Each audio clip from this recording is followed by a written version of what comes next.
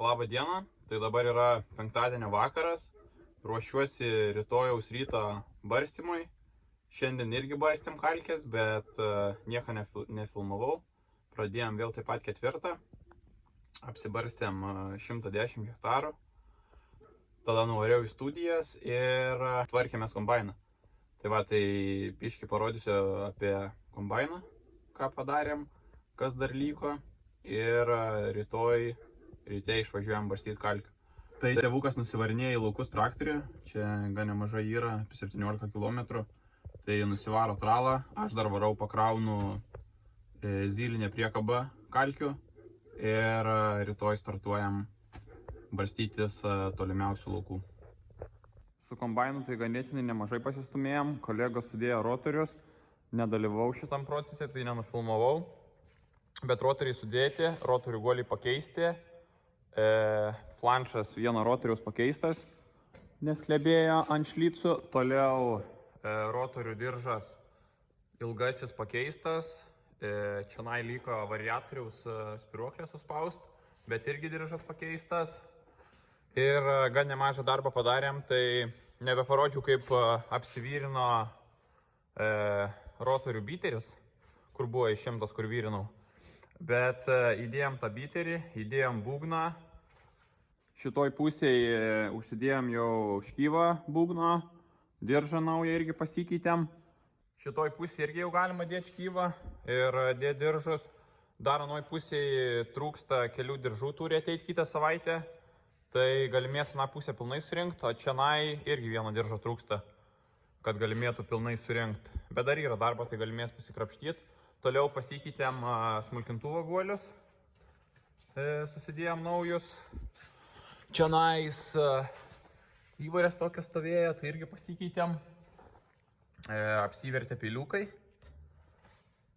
Manau, gal kitą savaitę išeisiu ir pabandyti pasileisti kombainą, prasisukti kaip ten kas, ar niekur neprasimetėm. Ir reikės prisikabinti kėderį, pasitvarkyti kėderį. Kaip ir minėjau, tie guoliai roliko. Ir dar ten tokias gumas reiks pasikeisti. Ir pasitvarkyti traliuką.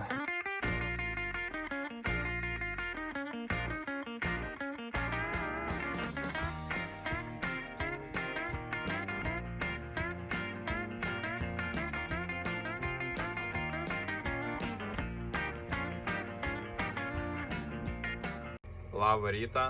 Šiandien pradėjau apie 3 valandą, nes noriu pasibaigti. Žiūrėsiu, kaip seksis. Bet noriu parodyti, tokių laukų turim formas. 30 hektarų ir tokią formą. Tai ir dar stulpų yra, kai reikia su purkštuvu purkštai būna reikalų.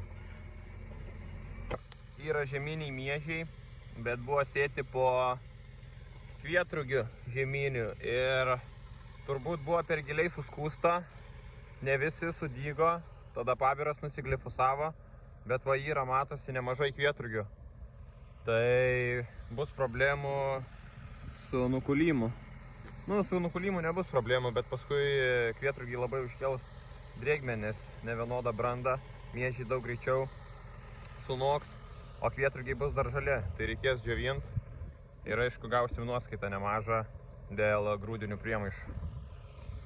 Bet yra dalis laukų, kur pasėta po kviečių žieminiai miežiai. Tai ten kaip ir viskas gerai, nesimato tų kviečių, o po kvietrugių kažkaip tai nekaip daug kvietrugių yra.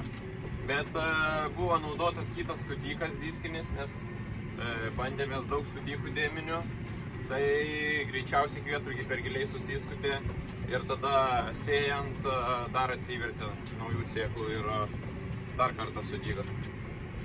Šiaip miškininkai labai nervuoja, nes ant mūsų rapsą susidėjo medieną ir ant kaimyno ūkininką irgi susidėjo medieną. Nei kažką klausė, nei ką. Tiesiog susidėjo ir viskas. Ir dar greičiausiai šiukšlės paliks. Susikroja medieną. O dėl ko barstam granuliuotas kalkės, tai yra kelias priežastis. Pirma, tai kad daug lengviau išbarstyti ir labai greitas darbas. Toliau ganėtinai toli mum atsivežti ir labai išbrangsta palaidas kalkės. Ir aišku, laikas, nes realiai jas galimėtų barstyti tik tai po kulymą, o po kulymą nebūna nei JCB krautuvą, nei žmonių, kas galėtų barstyti. Reikia ir kulti, ir rapsą sėt, tai dėl to barstam granuliuotas kalkis. Aišku, negranuliuotų kalkių veikimo laikas ilgesnis. Yra žmonių, kur barsta ir ant pasėlių, negranuliuotas, bet reikia gerą barstytuvą turėti, kad plačiai skleistų. Nes mes turim tai 12 metrų, gal tik tai skleistų ir ten po kokias 2 tonas, 2,5 tonas, tai sunku būtų atsireguliuoti. Ir aišku, vežų prisidarytume, tai mano manymu paprasčiau granuliuotas yra įsibert anksti pavasarį, ant pašalusios žemės, neprisidarant vežų. Turiu vieną lauką, kuris yra 14 hektarų dydžio ir kažkur apie 10 ąžuolų yra tam lauke. Tai laukiniai žvėris aplink medžio alėją tiesiog randa gylių ir išknisa. Tai aplink kiekvieną medį kokie 4 metrai spindulių tiesiog yra išknysta. Bet tai čia kiekvienais metais tai būna, tai nieko nepakeisi. Ir nuėda pačius kviečius. Čia kviečiai pasėti, bet kiek žinau, tai nieko čia blogo, kad nuėda, nes augalas dar labiau pradeda stimuliuoti savo augimą.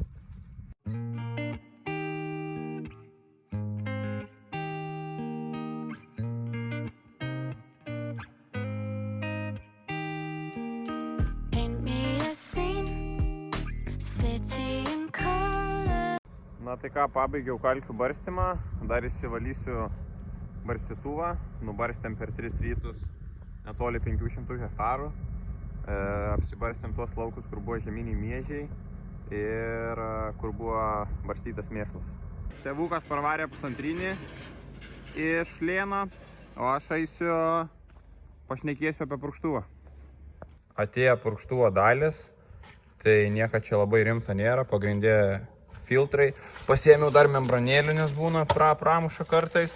Ir bum kontrol akį vieną, nes rudenį pabaigiau purkšt be vieno daviklio.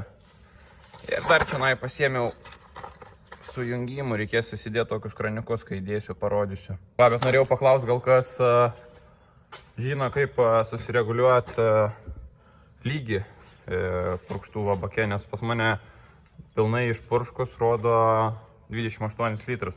Žinau, kad čia yra, nusiema knopkės, yra ir kažkokią kombinaciją reikia padaryti, paskui įpilti 100 litrų vandens ir vėl kombinaciją suspausti. Tai va, jeigu kažkas žino, parašykit. Nors ir yra tuščias purkštuvas, bet rodo 28 litrus, tai reikia persikalibruoti. Ir šitas va sensorių reikia pasikeisti, boom control. Dar purkštuvas turi automatinį vairavimą ir taką. Tai pernai buvo labai patogu, nes buvo padarytas technologinės siauresnės, kas 24 metrus, tai tiesiog važiavau kitom vežom, tai man suvairavo idealiai. O šiemet, kai jau pasėta 36 metrais, tai gal kažkiek mažiau naudosiu. Šiaip čia stovi gan mandra išpurškimo sistema. Tiksliai nežinau, kaip vadinasi, bet man atrodo autoselektas. Tai stovi kas 25 po 2 purkštukus. Ši sistema dirba nuo greičio ir nuo užduoto lašo stambumo. Tai kuo nustatai mažesnį stambumą lašo, tai tuo didesnių slėgių dirba. Ir jie dirba, jeigu tarkim, kuo greičiau važiuoji, tai susijungia tiek tas, tiek tas, tiek tas. Arba, pavyzdžiui, kaip opcija gali dirbti tas. Nu, ta prasme, keičiasi nuo greičio ir prisitaiko, kurį purkštuką kuriuo metu įjungti, kad išlaikyta patį lašo stambumą. Dabar dirbu su dvisraučiu 0,3, čia nežinau, man atrodo 0,2 yra, jeigu neklystu. Žalias dar būna 0,1 ir dar dedu viensrautį 0,3, tai visai neblogai gaunasi. Purškiant vienos opcijos neišnaudoju, tai pasilieku kasinį, bet kai laistau kasą, tai susidedu kasiniui papildomus. Čia kasui turėjau nuo seno purkštuvo, čia gal 0,7 skylės, tiksliai nežinau, bet geriausia dirbti su dviejais. Su tuo rudu ir dar pasidedu tą papildomą raudoną. Tai galima tada ir didelę normą išlieti ir jeigu reikia mažą normą, ten tarkim galima ir 100 litrų išlieti. Susidėjau boom control akis rudenį į kraštus šitų galų, nes pavyzdžiui būna, kai 18 metrų purškiu, tai būdavo nekopijuodavo, nes stovėdavo dvi realiai vienoj vietai. Stovėdavo, va, matom, čia viena yra ir čia stovėdavo. Tai nežinau, dėl ko toks sprendimas buvo priimtas, bet gan nelogiškai yra, nes jeigu pusę purkštuvą susklydė, tai tada nebekopijuoja. Tai persikėliau į priekį ir daug patogiau dirbti. Jeigu reikia, pavyzdžiui, mažus laukus kažkur purkšti, pasidaryti 18 metrų, tai kopijuoja. Ir dar reikės, va čia va, gale stovi lempo apipurškimo varikliukas, tai jisai yra suskylęs ir per jį leidžia. Tai reikės pasikeisti, nes kiekvieną, kai įsijungia purkštukai, kiekvieną važiavimą apiplauna va šitas lempas. Tai irgi tokia sistema padaryta ir negalima išjungti. Nežinau, gal naujesniem purkštuvam jau galima, bet ir pavyzdžiui, jungiant masę, kiekvieną kartą apipurškia lempas. Tai jeigu, pavyzdžiui, nėra švaraus vandens bake vandens, tai tiesiog tuščiai siurbliukas sukasi. Tai šiandien turbūt tiek, ką norėjau parodyti. Gal rytoj bus geras oras, tai galimės barstytuvą nusiplauti, nes rodo kaip ir gan saulėta. Ir pasitvarkysiu purkštuvą. Prieisiu. Dar laiko yra, bet susitvarkysiu ir bus rami galva. Ir vakare, jeigu bus geras oras, tai nuvažiuosiu, parodysiu laukus ir papasakosiu apie artėjančius pavasario tręšimus. Tai viso šiai dienai.